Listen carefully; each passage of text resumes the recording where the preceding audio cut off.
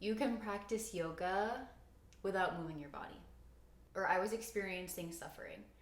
It's just an evolution through the practice of yoga to become a more sound, calm, grounded person who can find peace and joy and contentment in any phase of life.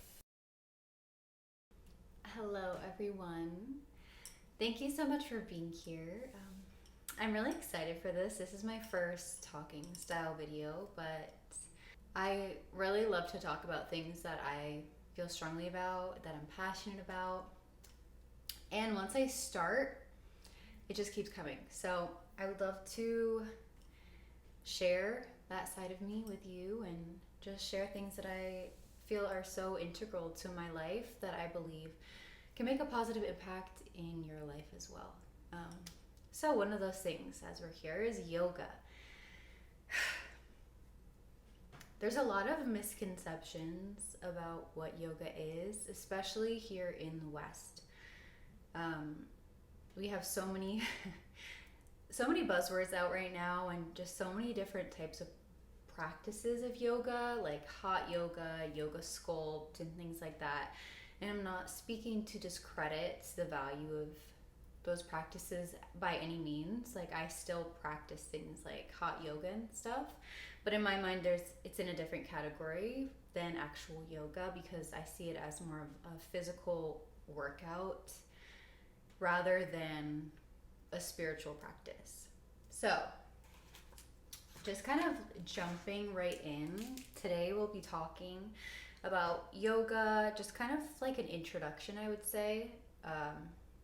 What is yoga and what's the deeper meaning of yoga beyond what we think we know when we think of it, when we look it up on YouTube to practice. What is yoga really? Because something that I think a lot of people don't recognize is you can practice yoga without moving your body, which a lot of people would be like, that doesn't make any sense. But that's where we're going to get into it. Yoga isn't just the physical practice, which is known as asana. It's so much more. It's so powerful, it's so healing, and it's just a beautiful, beautiful ancient practice that I'm happy to share with you and just be on a constant journey of learning and growing. It's never ending. It's beautiful. So just jumping in a little bit with my personal journey with yoga before we get into it, because we all start at different places and nobody jumps into any practice or belief system or anything in the same way or at like an expert level. So I started yoga, I would say, like truly 5 years ago, and it wasn't even the physical aspect of yoga that I was first introduced to, I would say, upon reflection. That being said, my first introduction was through the mental, spiritual, and emotional side of things. That was my journey, and the main concepts and practices of yoga that I first began with were things like acceptance, surrender, and forgiveness. I would also just say like awareness in general. It first started because I was experiencing suffering through depression, just in a very low, dark place. And when I was there, I was just so desperate for some sort of resolve, or like, I can't be here where I am right now anymore. I need something different. I need something to pull me out of this. Like, I don't know what to do. So when you look things up on the internet, as you do in this day and age, so many things come up about like meditation. So I started doing guided meditations on YouTube, and I really liked them, but ultimately there was still like a disconnect because I thought I was practicing meditation to just like have to quiet my mind, shut it off, and that would bring me some sort of peace or resolve from what I was experiencing, which wasn't the case. I needed something more. So then I looked to books. I love reading. So a book that I found was The Power of Now by Eckhart Tolle. And upon reading that book, it was, I think, within like the first 5 pages, there was a quote that I read that completely changed my life, my mental. I felt like a physical shift within me, and after that, nothing was the same. Always say yes to the present moment. What could be more futile, more insane, than to create inner resistance to something that already is? What could be more insane than to oppose life itself, which is now and always now? Surrender to what is. Say yes to life, and see how life suddenly starts working for you rather than against you. After I was introduced to things like meditation and these words that were so powerful that changed something within me, I also began to practice yoga on the side. It was something that I had, or the physical practice, I mean. It was something that I had, obviously, it's popular, so I had done it before, very, very occasionally, but I was always like a high intensity sport person, so it never really resonated until now. It just kind of naturally was like, yeah, this seems like a good thing to do to supplement my meditation and my internal spiritual kind of journey that I'm on. So, it has since been 5 years since I've been practicing very devotedly to my yoga practice and connecting with my understanding of yoga, just continuously learning about it. And let's get into it. Let's get into what really is yoga. So, yoga was created in India thousands of years ago. This is an ancient practice, it's not something new. So, that's just really important, I believe, to keep in mind, to be aware of, and to honor its history. It is a beautiful ancient practice, and science is just now catching up to its magic. But yoga means union. And what is this unifying that's happening through yoga?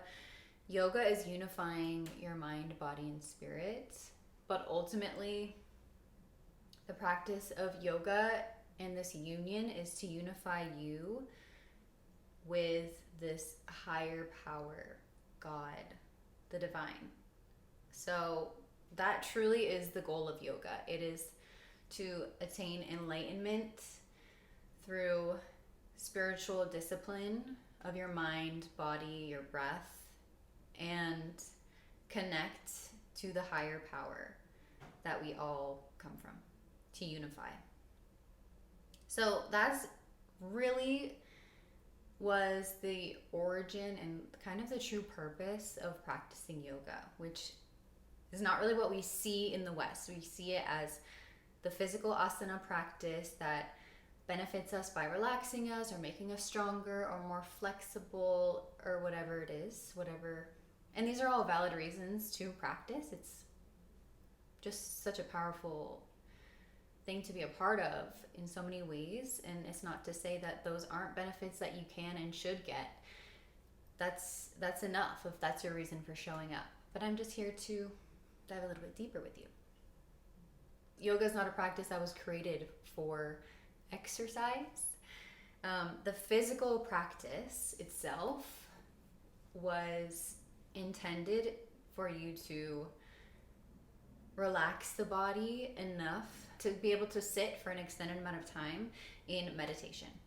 We use the physical, we use the body to calm the mind.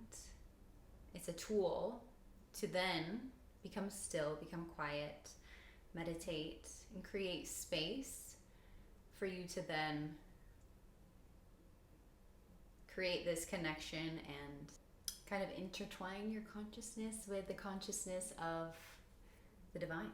There are so many other aspects of yoga, but ultimately my belief about yoga is that it's so much more than just a physical practice.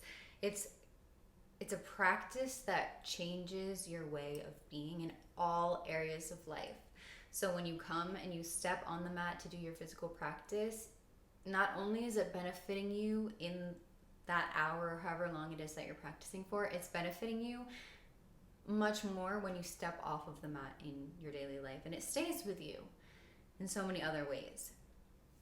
You can truly practice yoga in any and every moment of the day of your life, which is something that I think is also so special, and it offers so much more leeway.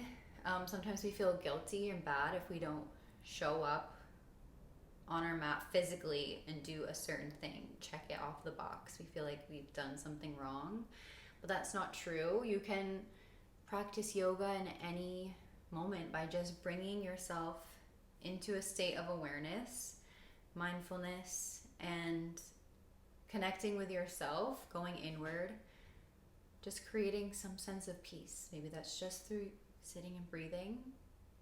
Maybe that's just by doing a task like washing the dishes, but being super present and conscious of what you're doing instead of letting your mind wander and run.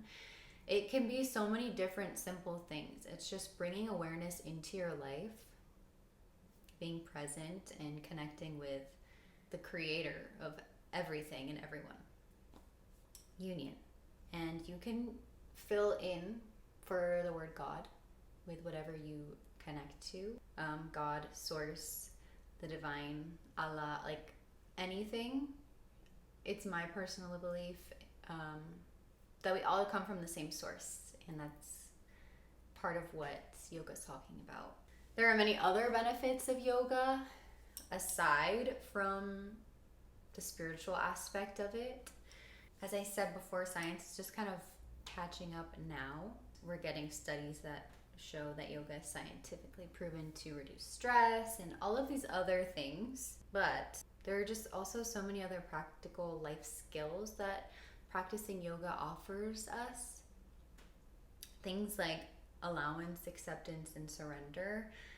Those are concepts that are somewhat abstract and loose in their definition of what they mean, but through practicing yoga, the physical practice I'll relate it to, through stretching, the only way to really stretch and get your true flexibility is to just surrender to the pose, wherever you are in it.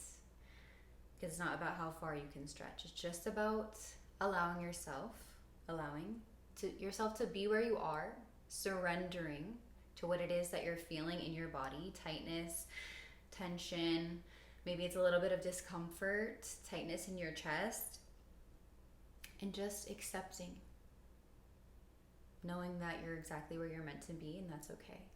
And that relates off of the mat to all other areas of life. There's so many things we can't control, so surrender, acceptance, and just being able to allow is so powerful and can change your life. Another thing that we learn through yoga is strength through discomfort. Discomfort is an inevitable part of life. I think part of what is really uncomfortable to us in our society now is just the avoidance of discomfort, and we have so many things to distract us from discomfort.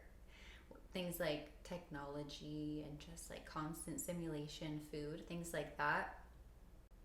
Discomfort can be anything from like a physical pain or an emotional pain. That's typically what a lot of our discomfort comes from, something that's emotional and mental that we haven't processed and we don't want to face.